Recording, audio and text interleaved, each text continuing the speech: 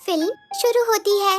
और दोस्तों, क्या आप जानते हो कि हर जंगल में कोई ना कोई रहस्य तो जरूर छिपा होता है। तो आज ये कैमरा जो आपको दिख रहा है, इस जंगल के उसी रहस्य से पर्दा उठाएगा और फिर इस कैमरा को लगाने वाले आदमी को दिखाया जाता है, जो कि थोड़ा सा अतरंगी है, पर आज इसकी कई सालों की मेहनत रंग लाई है और इसे यकीन हो गया है कि इस जंगल में कुछ ना कुछ अजीब तो जरूर है। पर अभी भी ये पूरी सच्चाई से अनजान है, पर हम नहीं। हमें तो पता चल गया है कि इस जंगल में इतने छोटू छोटू आदमी भी रहते हैं, जिनके दुश्मन ये भयानक कौवे पर बैठे अजीब से कीड़े हैं। और आज ये कीड़े इस सुंदर नौजवान को पकड़ लेते हैं, पर तभी उसके साथी वहाँ आकर उसे बचा लेते हैं और फिर उस सतरंगी से आदमी के घर को दिखाया जाता है, जहाँ उसकी बेटी मैरी उससे मिलने आती है और वो अपने डैड से बहुत टाइम के बाद मिल रही है। वो भी अपने डैड की हरकतें देखकर थोड़ा सा परेशान हो जाती है, पर उसके डैड उससे मिलकर बहुत खुश होते हैं और उनके पास एक प्यारा सा डॉग भी है जिसका नाम ओजी है।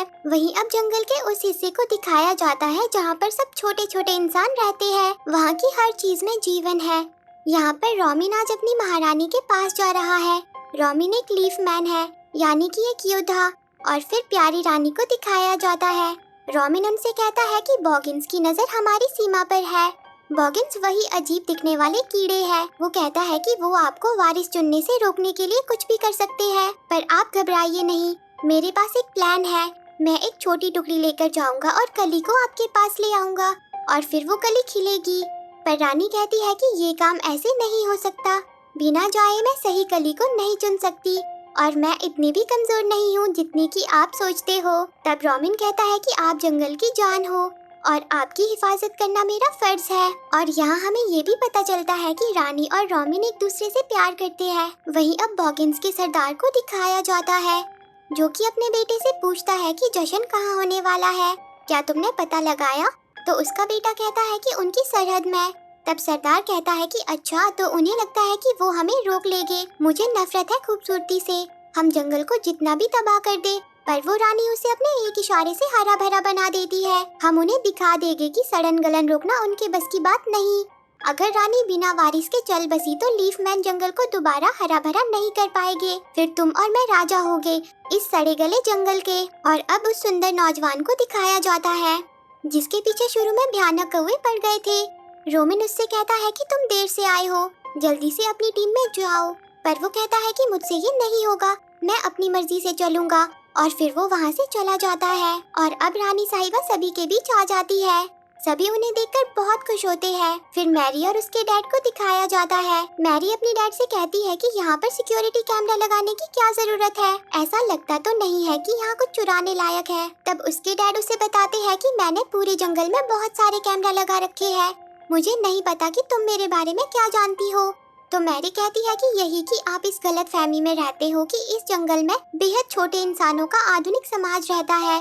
फिर उसके डैड कहते हैं कि ये गलत फहमी नहीं है, तुम ये सुनो, मैंने तो ये भी पता लगा लिया है कि किस फ्रिक्वेंसी पर चमगादड़ अपने साथियों के नजदीक आते हैं। कमाल है ना?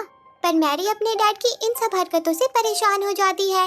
वो उनसे कहती है कि मैं चाहती हूँ कि आप ये सब बंद कर दे और एक आम इंसान की तरह रहे। पर तभी उसके डैड को कैमरा में हुई हलचल का सिग्नल मिलता है और वो वहाँ से बाहर चले जाते हैं। पर इससे मैरी बहुत उदास हो जाती है। वो अपने डैड के लिए एक लेटर छोड़कर घर से बाहर जाने लगती है, पर तभी ओजी घर से बाहर भाग जाता है। उसे पकड़ने के चक्कर में मैरी भी जंगल में चली जाती है। वहीं दूसरी तरफ रानी अब उस जगह पहुँच जाती है जहाँ वो कली को चुनेगी। वहीं एक छोटी सी प्यारी बच्ची अपनी मॉम से कहती है कि मैं भी बड़ी होकर इन्हीं की तरह रानी बनूंगी। तो उसकी मॉम कहती है कि चाहने से ऐसा नहीं होता। फिर मब और ग्रग को दिखाया जाता है, जो कली को नमी देने का काम करते हैं। रानी उनसे कहती है कि यहाँ पर तो बहुत सारी कली है, तुम्हें कौन सी पसंद है? तो वो एक बड़ी सी कली रानी को दिखाते हैं, पर रानी एक छोटी सी नन्ही कली को चुनती है। पर तभी बॉगिन्स उन पर हमला कर देते हैं। रोमिन रानी को नाव पर जाने को कहता है, पर बॉगिन्स उनकी नाव पर भी हमला कर देते हैं। तब रानी उनसे बचकर जंगल की तरफ भागती है, पर बॉगिन्स उनके पीछे पड़ जाते हैं। और तभी रोमिन भी वहाँ आ जाता है, पर बॉगिन्स का सरदार और उसका बेटा उन पर तीर चलाने लगते हैं, जिसमें रोमिन सरदार के बेटे को मार गिराता है। पर रानी को भी तीर लग जाता है और वो नीचे गिर जाती है और उन्हें गिरते हुए मैरी देख लेती है। मैरी उन्हें देखकर हैरान हो जाती है। रानी कली को चूमकर मैरी को दे देती है और उसे पकड़ते ही मैरी भी एक छोटे इंसान में बदल जाती है। वो भागकर रानी के पास जाती है। रानी उससे कहती है कि इस कली को नीम ग्लू तक पहुंचा दो, ये कली जंगल की जान है। तभी वहाँ पर सारे लीफमैन और रोमिन आ जाते हैं। रोमिन रानी को इस हालत में देखकर बहुत उदास हो जाता है और फिर रानी रोशनी बनकर उड़ जाती है। उनके जाने से रोमिन टूट जाता है। वो मैरी से पूछता है कि क्या उन्होंने तुमसे कुछ कहा, तो मैरी कहती है कि हाँ, कुछ नीम ग्लू कहा था। रोमिन अपने साथियों से कहता है कि तुम वापस जाओ और सबकी हिफाजत करो, मैं कली को लेकर नीम ग्लू जाता हूँ। पर तभी मैरी कहती है कि मुझे बड़ा कर दो, मुझे मेरे घर जाना है। तो रोमिन कहता है कि मैं तुम्हें बड़ा नहीं कर सकता, शायद नीम ग्लू इसमें तुम्हारी कुछ मदद कर दे। तभी मब और ग्रग भी वहाँ आ जाते हैं। वो कहते हैं कि हम कली को नमी देते हैं, हमारे बिना वो मुरझा जाएगी।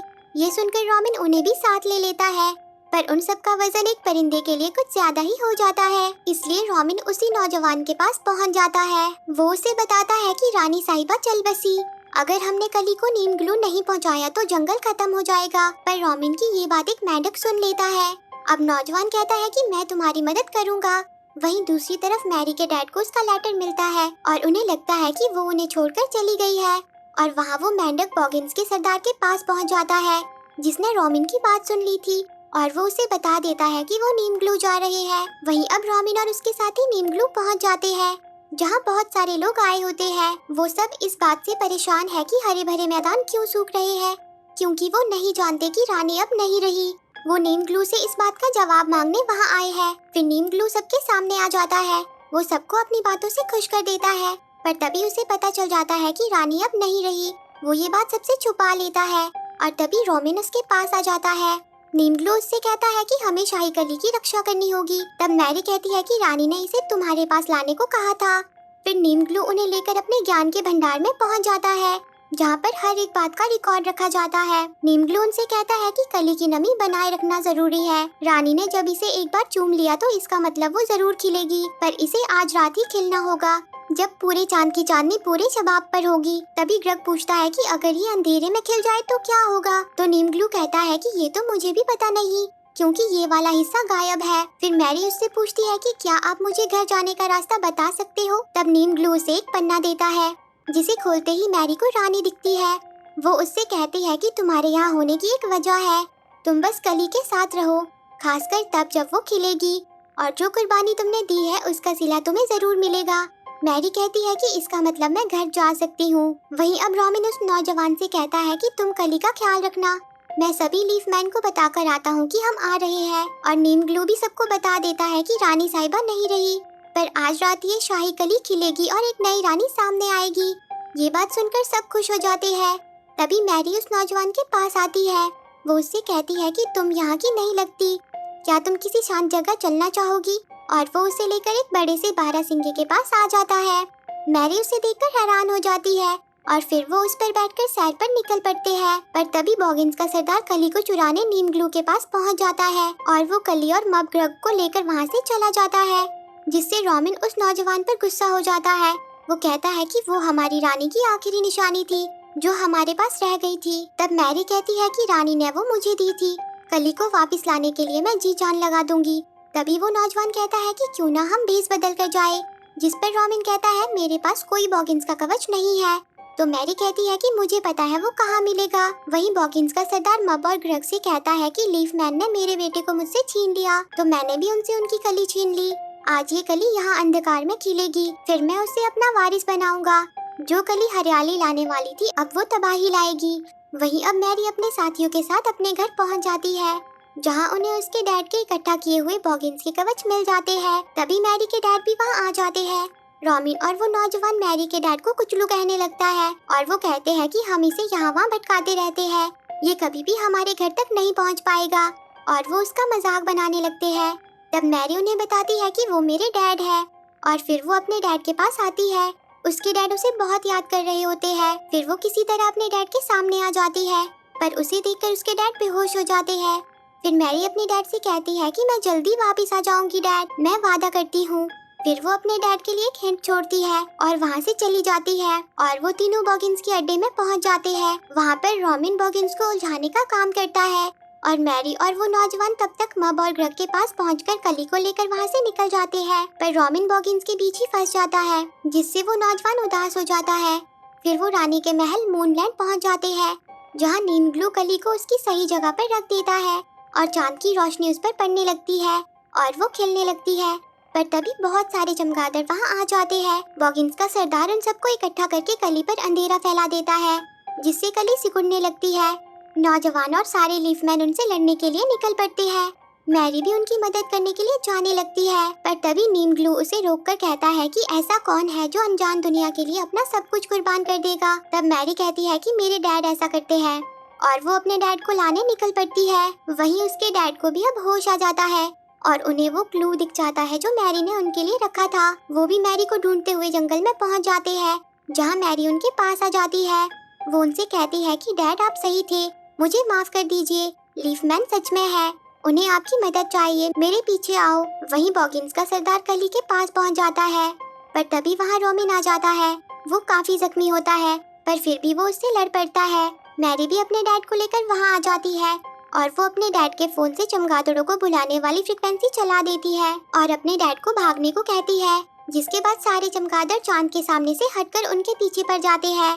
पर इस बीच मैरी पक्षी से नीचे गिर जाती है। वहीं अब कली खिलने लगती है और बॉगिन्स के सरदार को रोमिन और वो नौजवान उसकी ही गलन में फंसा देते हैं। कली के खिलने से सब खुश हो जाते हैं और वो कली रानी में बदलकर उस प्यारी बच्ची में समा जाती है, जो बड़ी होकर रानी बनना चाहती थी, और आज वो सच में रानी बन जाती है।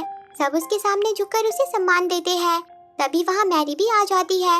वो कहती है कि शायद घर लौटने का मौका हाथ से निकल गया, जिस पर नौजवान कहता है कि मुझे इस बात का अफसोस नहीं है। पर तभी नन्ही रानी उसे उसकी दुनिया में वापस भेजने लगती है, पर मैरी को उस नौजवान को छोड़कर जाने का दुख होता है। पर आखिरकार वो बड़ी होकर अपने डैड के पास पहुंच जाती है और अब वो और उसके डैड मिलकर लीफमैन की चीजों पर काम करते हैं। और वो सुंदर नौजवान अब भी मैरी से मिलने आता है, वो भी कैमरा पर, क्योंकि वो दोनों एक दूसरे से प्यार करते हैं। और आज मैरी उससे मिलने के लिए अपने डैड को भी ले जाती है। और इसी के साथ ये मूवी एंड हो जाती है। तो दोस्तों, आपको ये मूवी कैसी लगी कमेंट करके जरूर बताना, और रोज ऐसी ही प्यारी प्यारी मूवी देखने के लिए मेरे चैनल को जरूर सब्सक्राइब करना। जी हाँ, सही सुना, मैं आपके लिए रोज एक प्यारी सी मूवी लेकर आऊंगी, ताकि मेरे दोस्तों के साथ प्यार बना रहे। Thanks for watching.